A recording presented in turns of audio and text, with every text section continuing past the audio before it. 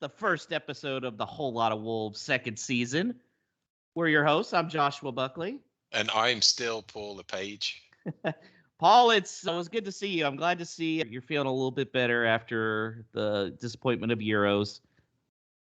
True. Yeah, it was somewhat surprising that we did so well. And obviously there's some positives to take. I'm still a bit of a negative Nelly when it comes to the national team.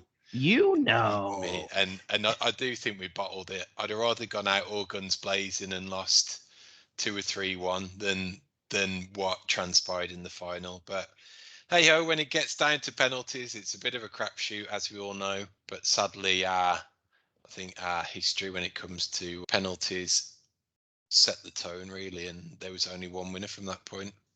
I know I avoided texting you for a couple days because I know how you are. I was like, oh, he's hurting. You were hurting after a 0 draw with Scotland. Yeah. That was more of the opposition more than anything. There was some positives. It was great that Germany win. You know, that was one that for folks like me that's had some heartbreak with that. Those opponents, that was a highlight. So you can't, in a way, you can't fault a final of a tournament like the Euros. But on the other hand, when it's in your own backyard, I'm just worried that chances like that are few and far between, and if you don't take them, you might never get another one. So, great point. Onto the World Cup next. We'll see what happens then. That's right. First, on to the Wolves. It's been an exciting off season, but before we get into it, we have to meet our new guest.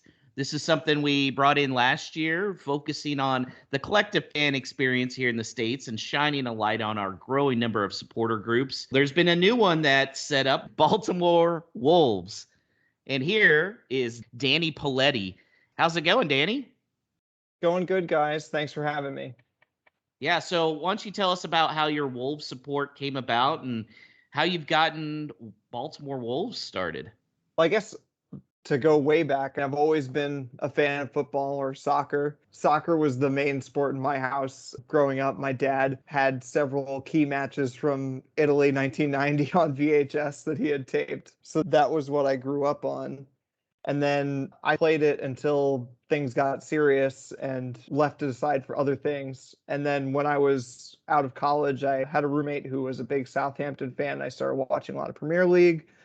And then when he moved out, I felt like I wanted to keep watching it, but I just didn't have a connection yet with the team. And then the very next season, I was already aware of Wolves from their promotion push. And then there were a handful of other teams that had piqued my interest. But then pretty quickly in that first season back in the Premier League, I just couldn't get enough of what I was seeing. I think for me, the sort of last straw, as it were, that sealed my fate was the 4-3 win against Leicester at home. I think that was pretty sure that was an early game. So on the East Coast here, it's a 7:30 a.m. wake up and start out pretty sleepy, but then pretty early on just got me right out of my seat. I think the first goal was that big cross from Moutinho onto Jota's toe. I think after that game, there wasn't really any going back. Since then, it's been bordering on an obsession. More recently, in Baltimore, I'm just trying to get up some kind of trying to meet some other Wolves fans. I've been lucky enough to meet some from time to time. Actually, a couple different guys who are from Wolverhampton or the area, but there isn't a formal group yet. So I set up a Facebook page and a Twitter account, just trying to gather fans. And then hopefully sooner rather than later, we'll be picking a place and a time to meet up to watch the game. Yeah, you were doing a good job promoting it because I know I was seeing social media stuff as soon as you created those accounts. So it's really cool to see a new group pop up like that. Yeah, I appreciate it. I guess I'd already made some contacts with my personal account. And then as soon as I put it up there, the response has really been overwhelming. It's been great. I've been surprised at how many people from England are at all interested in Baltimore Wolves, but there you go.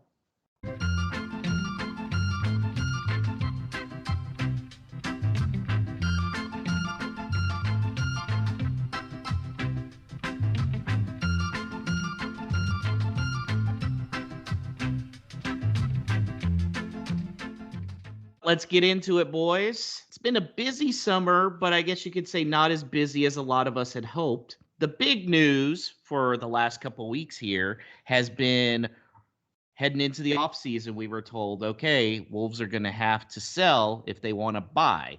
And that created the big Team Neves versus Team Adama. Paul, you were Team Neves, correct?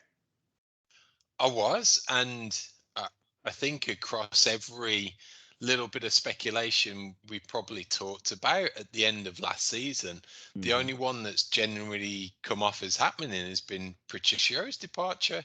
Yeah. So it's really interesting to me, and I think we're probably going to carry on with the curse of doing a whole lot of Wolves, and there'll be some major transfer news tomorrow You know it's going to happen. that completely blows this episode apart, and we'll date it before it's even been launched. But I just think with Neves in particular, that was he 100% gone under Nuno, and Nuno went, and that changed everything. And now Large has come in. He's gone. I'm totally speculating here. He could have gone to Neves and said, "Hey, I want to build the team around you. Mm-hmm. I want to give you greater license. I don't want you 5 yards in front of the sweeper. I want you 15 yards in front, right in the centre circle, dictating the play."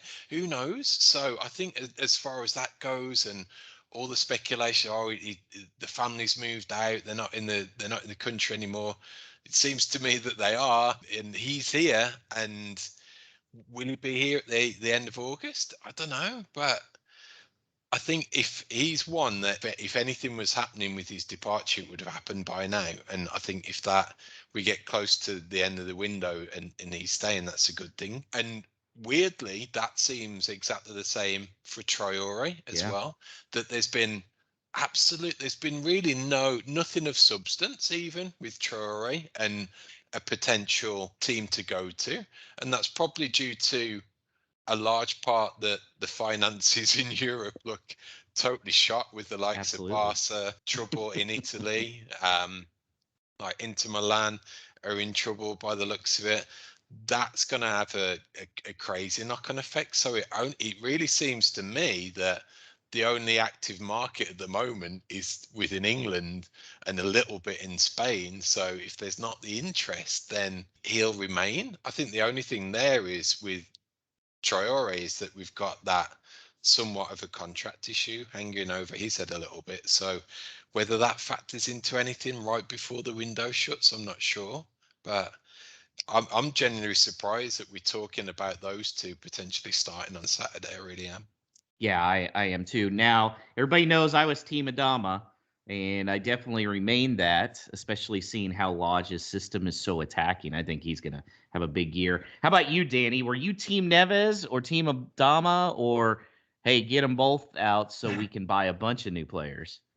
Is there a team keep them both? Ultimately, I shouldn't say I think that's the team everybody wants, because I don't think it is. But, yeah, I think that's a great answer there. Team keep them both. No, I know. But if you had to get rid of one, I know it's who could you possibly pick? I think before the summer started, I felt like the most likely to build a team around was probably Neves, but it was going to hurt me a lot to see Traore blow it up somewhere else. Mm-hmm.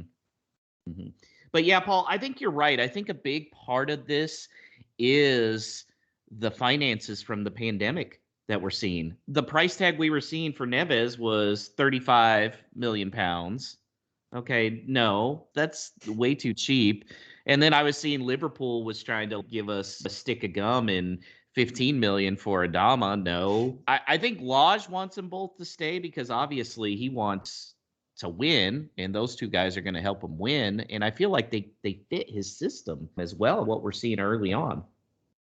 It seems that way. I think with Neves in particular, he'd be a star in the midfield of whatever team you put him in. So I think given that license, given that support to say, go and play your natural game, if he goes with a 3 at the back and like a 3-4-3, or if there's this heralded revert to a back four and Large's Benfica formation, that you've got those two more sitting midfielders. I think he's got a role within that as well. So he's very versatile. He can do the dirty work, but I think he's got some license to be more attacking, I think, this year. So that, I think, is a good fit. Now, Traore, on the other hand, it's not necessarily the out and out winger, the out and out wide player in that forward three that Large typically plays. So it's be interesting. I think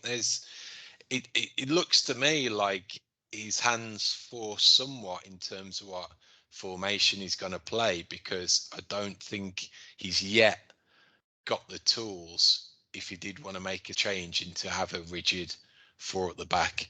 I think him starting 5 on the weekend in the last pre-season friendly kind of gives you an indication of where that's going to go, unless something drastic happens in these next couple of weeks and some extra bodies come in that maybe his type of generals or lieutenants, that guys that he knows or is very familiar with, that can come in and he knows he can trust to play in a position and play it well. So I think we're in that 5 at the back, and Traore's definitely got a role within that as more of an attacking outlet as one of the forward 3.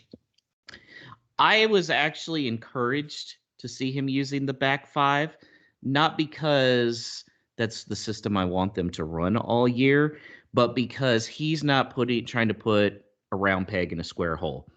He's looking at the personnel right now, like you're saying, they're built to be a back 5, just with the center back situation. He's adapting his system to a back 5, which I think is really positive. I think ultimately he does want to play that 4-4-2. But to me, I look at it as encouraging when a coach adapts to his players and not makes the players adapt to the coach. What's your feeling so far on preseason formations, Danny? Yeah, I'm with you on that one. I think it's a positive thing to see him still playing with that 3-4-3 or something like it. I just think as soon as people saw Bruno Lage come in the door and they started imagining us playing 4-4-2, the next sentence was, oh, doom and gloom, that we don't have the players to play this, and who's he going to bring in? And I think when you put 2 and 2 together with what the transfer policy was looking like, in order to refit the team to play exactly the way he played at Benfica was going to be a major task. And I think it's just much smarter, and at least it's more comforting to me to see him adapting his style to play a 3-4-3 until such a time as we maybe have the personnel to play exactly how he wants to play, or maybe he adapts too. Both can happen at the same time. Yeah. I still go back to when we had Teddy Ely in Florida last year, and he kept on mentioning that 5 at the back or 3 at the back needn't be defensive at all. And I think it was Atalanta that he brought up as a poster child for playing that formation in an attacking way. So if he's coming in with that attacking mindset that he's heralded as an attacking coach, then yeah, let's see what happens within a 5. It could be really exciting.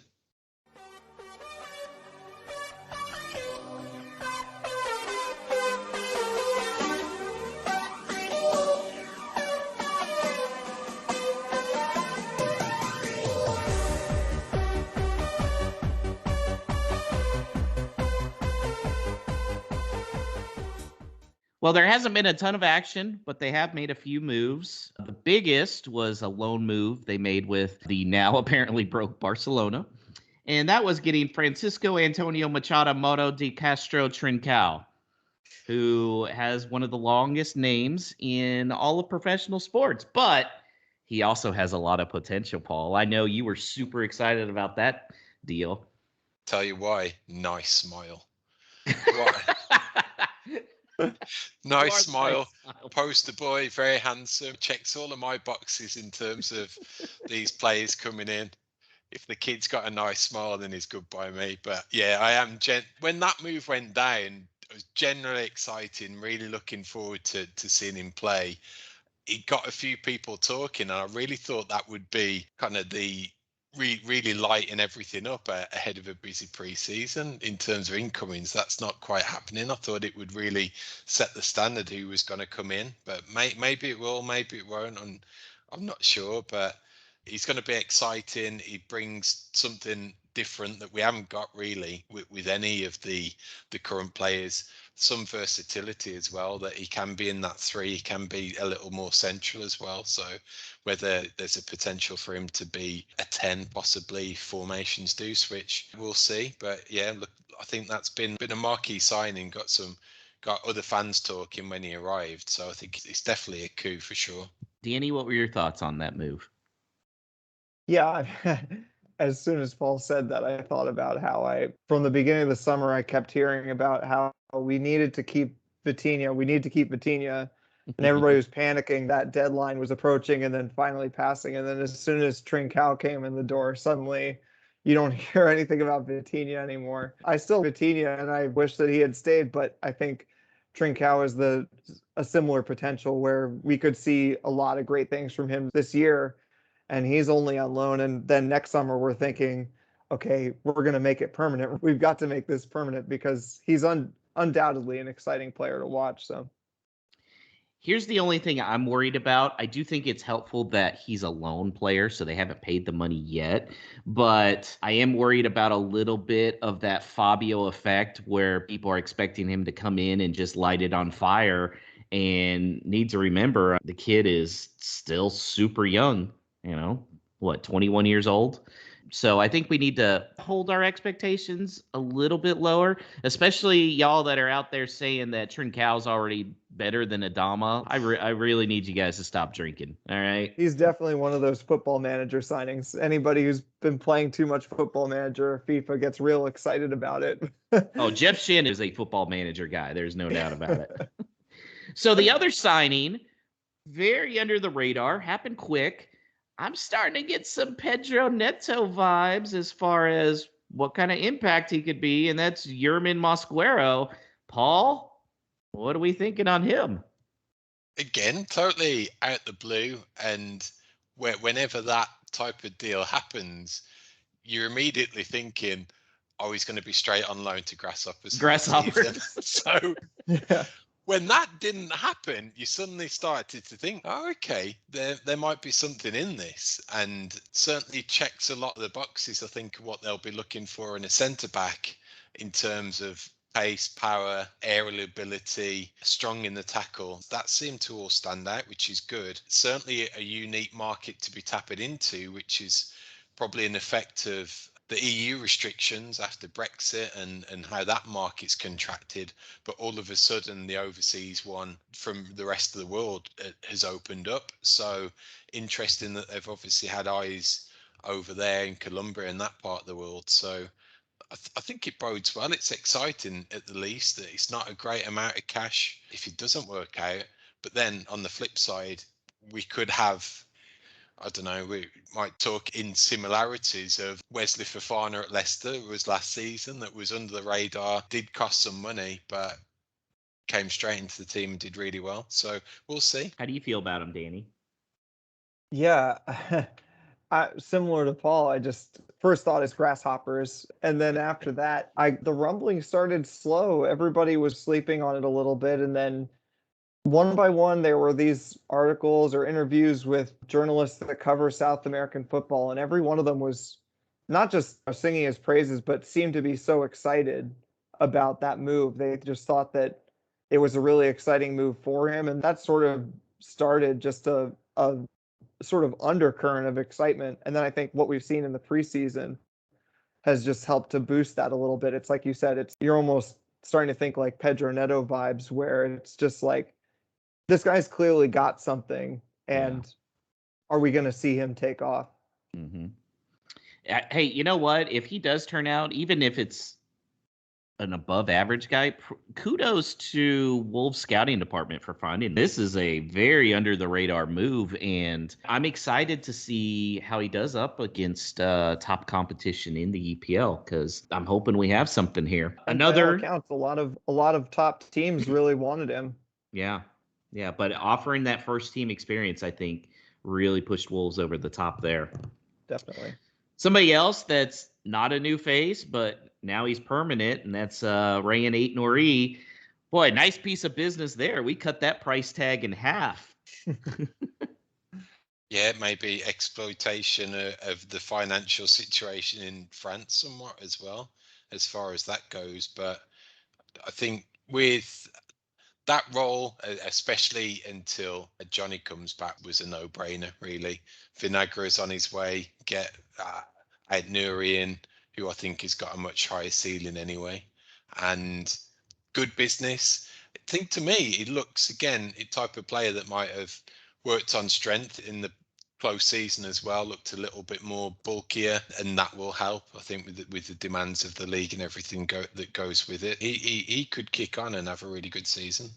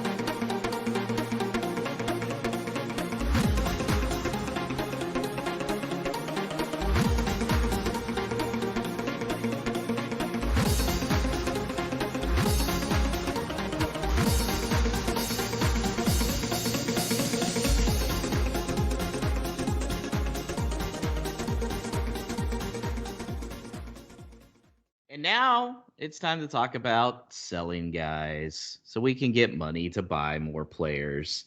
And the first one on the list is Rafa Mir, who it came out over the weekend, maybe getting 15 million euros from Atletico Madrid. It definitely looks like he does not want to come back to Wolves. So we can just, like, anybody that's bringing that up, it's not going to happen. He's only got a year left on his contract, so we're not going to get full amount. But for 15 million euros, let's go. Let's sign that deal. This was almost the transfer story that you were expecting from the Euros, where someone like Adama, if he had gone there and lit it up, suddenly there'd be offers in for insane amounts. But for Rafa Mir, it's been similar. He had a great season last season, and then he's been having a great Olympics, and now a top team is coming in for him. I think that is purely down to business as well, and it may seem that why so much caught up on Rafa Mir, but again, I think he had the Olympics deal, wasn't probably in place until after that. Suddenly he goes for a sizable amount last year into his deal, which is certainly favourable for us, to a good team. And I think that will be somewhat of a domino effect, that he'll go and that's going to open out to allowing us to bring another body in, maybe two. I agree. So a couple more outgoings. The Patrick Cutrone situation continues. I think it's very clear he wants out, but I don't think Wolves want to sell him for pennies on the dollar. You think he's going to be here at the end of August, Paul? I don't see it. Again, I think it goes into that fact that if Mia goes, what happens then? If that opens up permanent signing and maybe another attacking player, a season-long loan type deal, I think that'll allow Cutrone to go. I can't see anyone coming in and making an offer for him. So I think he's going to be just perpetual loan departure from this point forwards. Interesting. How about you, Danny? Yeah, I actually, just before I got on the call with you guys, I saw a couple of articles come out that said that Bruno Lage has asked Patrick Cutrone to prove his worth at this moment. The fans already have a song about you. You've got to prove yourself now. I think there might be some truth in that he is an option for a backup striker that we don't have to pay anything for at the moment. To me, that also sounds a bit like we've got a little bit more time in the transfer window, and if you can prove yourself a bit, then maybe you find yourself in a place that you want to be. He's, dear God, please do something so we can get some money for you. The other one who looks like he's on his way out is Owen Odasoe. So it's interesting, Paul. We were talking to Gemma Firth and Mikey Burrows after our interview we had with them on Wolves Radio, which thanks to them for letting us come on. And they were asking about Odasoe and what's the popularity of him out here in the U.S. And I had to break it to him that no one knows who he is out here. He didn't even make the Gold Cup roster, which I think was really telling. His value just isn't there. So, yeah, if Wolves can cash in and get £3 million, it's probably worth it. I think so. I think that there'll have probably been some backstory with Odasoe in that if he has been generally offered a new deal and he's turned it down, has he got ideas above his station? Or what the thing is for me is that this will be the second coach that he's worked with at the Wolves who's not really seen that in him to really push the boat out and want him to make him a fixture around the team. So that's one that I'm thinking of. That's something might not be right long term with him as far as that goes. How do you feel about him, Danny? Oh, obviously, as an American, it breaks my heart to see him go somewhere else. But yeah, you're right. He's not super well known in the States yet. The people who I find who know about him are already Wolves fans. Yeah. The stuff we saw from him last year was exciting. He looked like a decent player and he gave us something that we didn't already have. But on the other hand, if they don't see a future for him there, and if he doesn't see a future for himself, then is now the right time? Maybe. I think on that one, if you had Large's famous 4-2-3-1 from Benfica, would you trust Odasoe as one of those two holding midfielders? If the answer's no, then he's not going to be staying. So yeah. Right. I don't know. I think some championship. He looks like a championship player to me.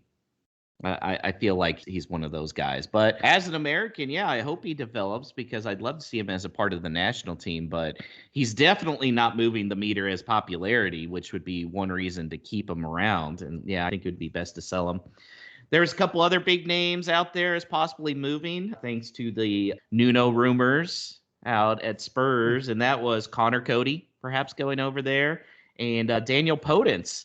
Now I heard 40 million for Connor Cody, which I thought was extremely laughable. But when I heard about like 25 million pounds for Daniel Podence, I wanted to fly out to England and drive him to London myself.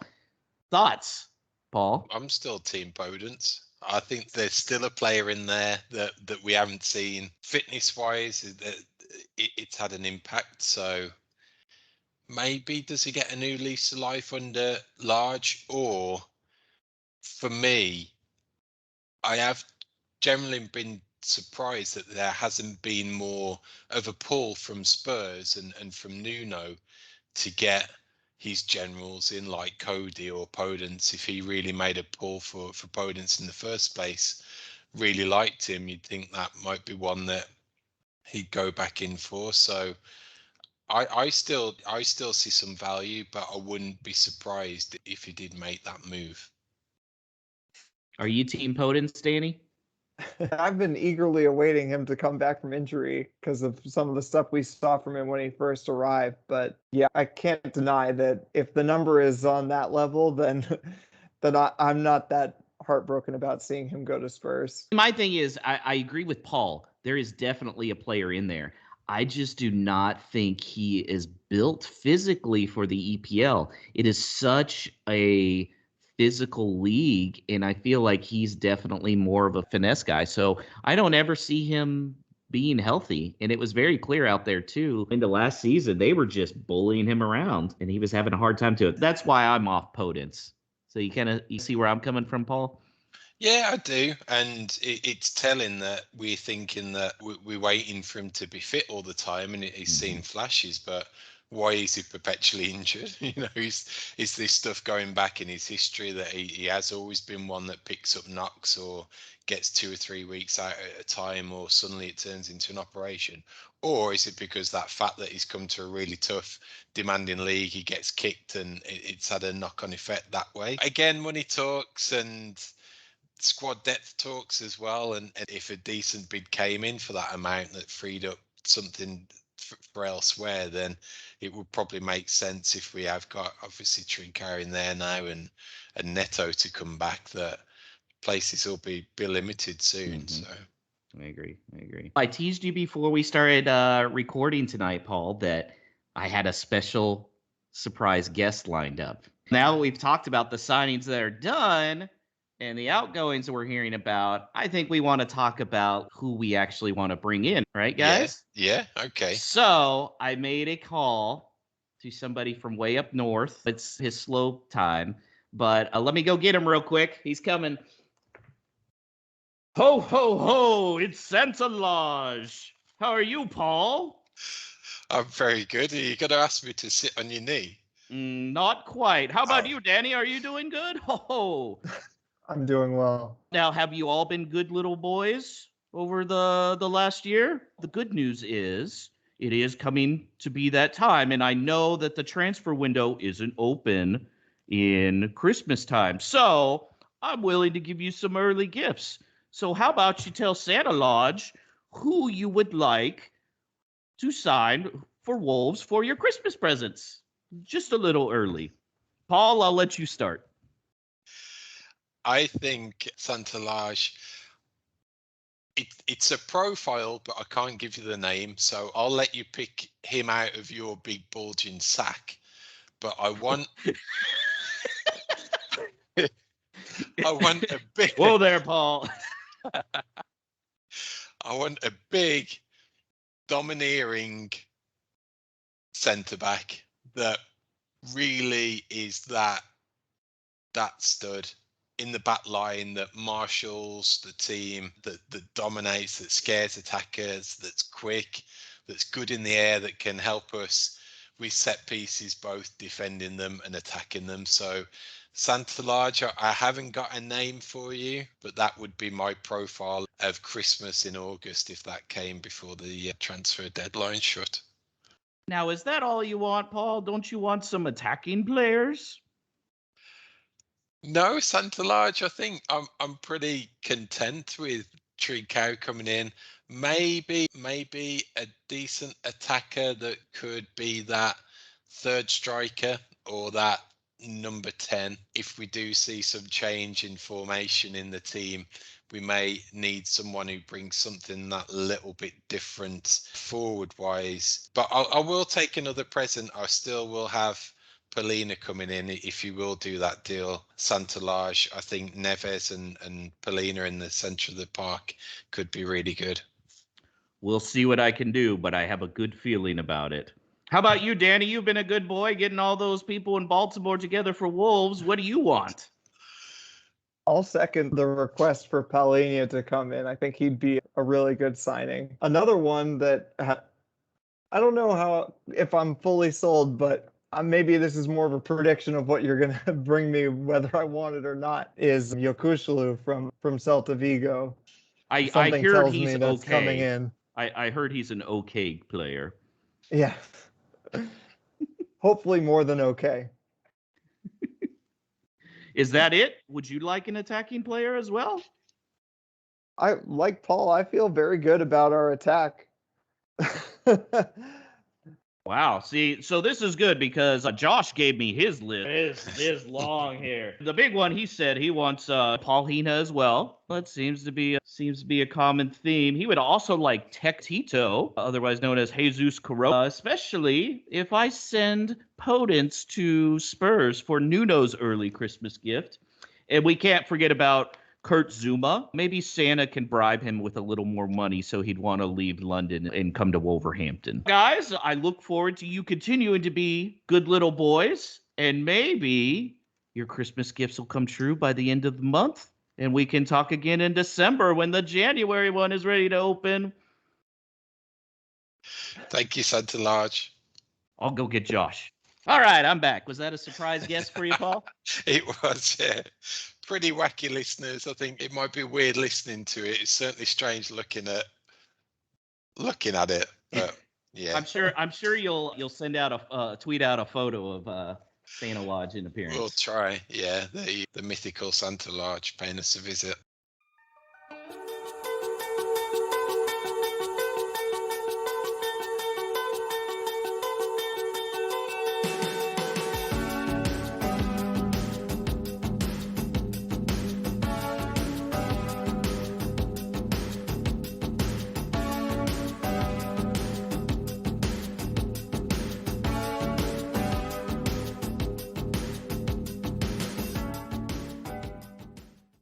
right. So we've talked about all the ifs and buts. Now let's talk about the actual game, which is on Saturday, the season opener, again with Leicester. To help us preview the opposition, we welcome back Jim Harris from the Texas Foxes supporters group here in Houston. How's it going today, Jim? Josh, doing very well. Hi, Paul. Hey, Danny. Yeah, having a great holiday at the moment. So just thanks for inviting me back and looking forward to talking about the upcoming game as well. Still buzzing from Saturday's win of the Community Shield. And so I'm sure we'll get onto that in a minute, but thanks for having me. Yeah. Last season, you were another thorn in the side of the Big Six, which I think all of us other 14 guys love to see. It didn't result in Champions League qualifications, but you did bring home the FA Cup. So how exciting was that, and how are you going to build on that this season? Oh my word! So I think if you'd have asked us at the start of the season, and I think when we talked, like, what would be the goal, and I think the FA Cup has been that trophy that's always eluded us. I know all too well there's some history between our two clubs with that, so we can finally take that monkey off our back in terms of not winning that domestic trophy, and now we've got the complete set, which is lovely to say. Obviously, missing Champions League was gutting. 2 seasons in a row where we just couldn't quite make it over the line and crawled into 5th place. But again, trophy at the end of the season, and I think if you'd have asked any of the non-Big Six teams like ourselves, we'd have snapped your hand off. How's pre-season been, Jim, in terms of arrivals and how the team's shaping up that's likely to start against us on Saturday? Who will we need to be keeping an eye on? Yeah, so I think we've been building quite well over the summer, looking to fill some of the gaps that we've had. A couple of long-standing targets that we've been able to get over the line in Samare, who looks awesome, a signing from Lille. Poor Lille, their team's getting decimated at the moment, isn't it? But I think obviously the biggest thing that's, Paul, that's been a woe for us in pre-season, probably good for everyone else, is that Wesley Fofana getting his leg broken, and pretty horrific tackle. I was watching the game. It was a bit of a sort of, the guy didn't like the tackle that was put in earlier, and he went for him a bit. And I think he obviously didn't go to injure him, but it's one of those where his studs got caught, and his ankle kind of got caught, and it broke his leg. Unfortunately, he's got ligament damage, so he's probably going to be missing 90% of the season. But saying that, we've got Samare, who's coming into the central midfield spot. We've got Danny Amati, who stepped up on Saturday and slid into centre back. I'm sure we might start the same team that, if you guys watched it at all, I've got a feeling that we'll start with a 4-2-3-1. Tielemans has had a bit of a rest, so I'm pleased that Belgium didn't get all the way into the final in the Euros, so that he actually got some time on the beach. Casper's looking hungry as ever, and Ricardo's back. And I would say Ryan Bertrand has impressed me a lot this preseason, way more than I thought. And he's slotted in at left back, and he offers some real know-how, and I think also a bit of attacking presence, but he lets Ricardo do his thing on the right. So that may be an interesting battle down the right-hand side for us there on Saturday. Yeah, when I saw you guys signed Boubakary Samare, I was like, this is why Leicester is always fighting for a Champions League spot. This is what a smart piece of business right there at a good price, too. Oh, yeah, awesome. Yeah, so obviously there's some kind of glitch that's coming up with getting our fixtures together, because for the 3rd time in 4 years, we're playing each other on opening day. You think it's going to be another draw like those other two? We're at home, and I think I seem to remember saying when we were at home last time that I fancied ourselves as well. But I think with Fofana missing, you guys have got a good chance to attack us. I think it looks like maybe our sort of tactics maybe score one more than the opposition. But I was surprised we got a clean sheet on Saturday, and it was a 1-0 affair. Probably not one for the neutrals for you guys if you did tune in. But I think we will have Madison back. He's recovering from having his injury at the end of last season as well. We've got Ricardo back, and I think Patson Daka, who's our other new signing, he is someone to watch off the bench. He can come in. He's basically a 22-year-old Jamie Vardy and has the pace to burn. And if it's a tight game, I fancy him coming in, Kelechi Iheanacho coming in, and maybe mixing it up a little bit. I just hope and pray, and I think you guys do too, that it's not going to be another game dictated by VAR. Oh, yeah.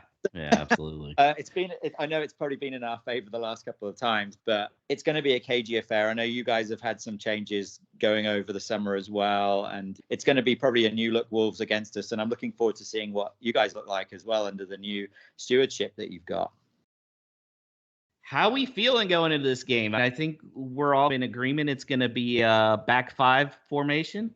For whatever reason, I haven't really got a body of work to justify it, but I'm genuinely looking forward to the game. And we've got a tough start, but I think we're going to do pretty well. I think we're going to get off to a good start and surprise a few people, and starting on Saturday. We owe Leicester one, which we haven't had a result there in a while. So we due something. I think it's ready-made for Raul to be back in the spotlight and score one or two. I'm somewhat weirdly optimistic. This is very unlike. I feel like Santa Lodge has just inspired some joy in in your prediction here. Danny, do you anticipate seeing a 5-back as well?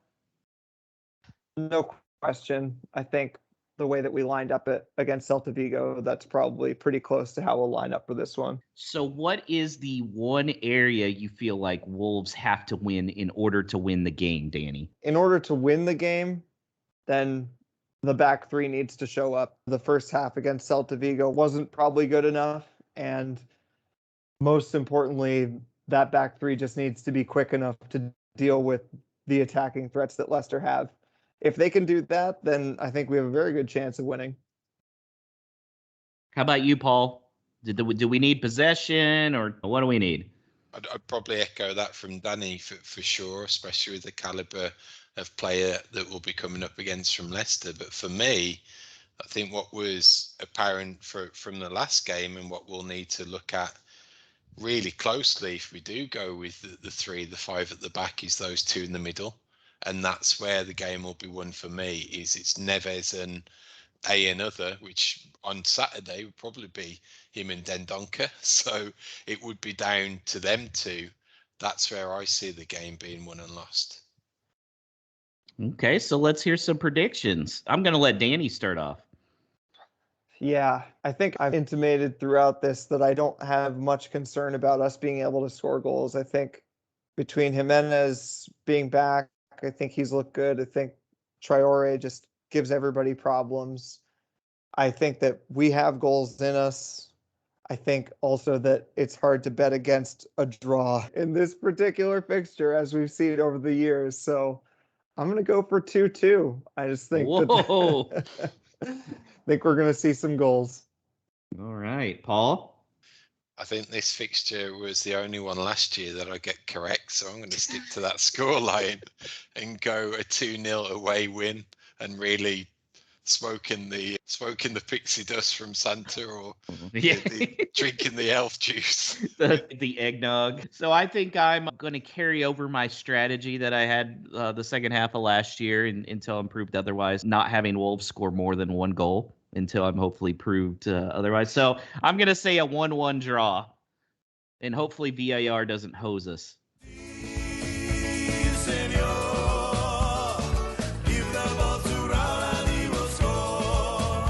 So we have a couple of updates you'd like to share with the listeners, Paul. Yeah, one piece of feedback we had from our first season was an ask to learn more about the matchday experience. So if you are a North American based fan and you're planning on making that special trip back to the Molineux to catch a game once travel fully opens up, then do let us know. We'd love to invite you onto the show as a guest on that following episode to tell us all about it, or you can send us a voice note that summarizes the game and your experience if you have a longer trip, and we'll include that in the show as well. And we're on the lookout for help as well. That's right. Yeah. If you are a listener but would actually like to get hands-on and help the podcast come together, then we'd love for you to get in touch as well. We'd particularly like to hear from you if you can help with graphic design, video editing, and the actual production of a podcast. So you may be at school doing some of this and you can use it towards credits or work experience, or you may be new into a career in the media and you can add this into your portfolio. So if you think you'd be a fit, then please reach out and email us at hello@wholelotofwolves.com and we can take it from there. Maybe Santa Lodge can deliver some help to you, Paul. That's right. A little elf or two would come in handy. So as we enter stoppage time, Danny, can you remind the listeners, if they're near or in Baltimore, how they can get in touch with you? Yeah, got a Facebook page, Baltimore Wolves, also a Twitter account, also Baltimore Wolves. They're both really easy to find. Definitely check us out in the next week or so. We're probably going to start a discussion, think about where we want to meet up. So come and join. That's awesome.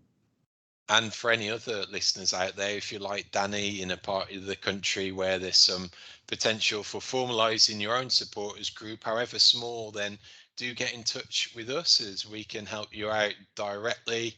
And the club are also very supportive too. There's a ton of resources and a main contact you can go through the Worldwide Wolves portal of the official website to reach. And as it starts to come together, and as Danny has done, then let us know, and we'd love to welcome you on the podcast as a guest to help promote it as well.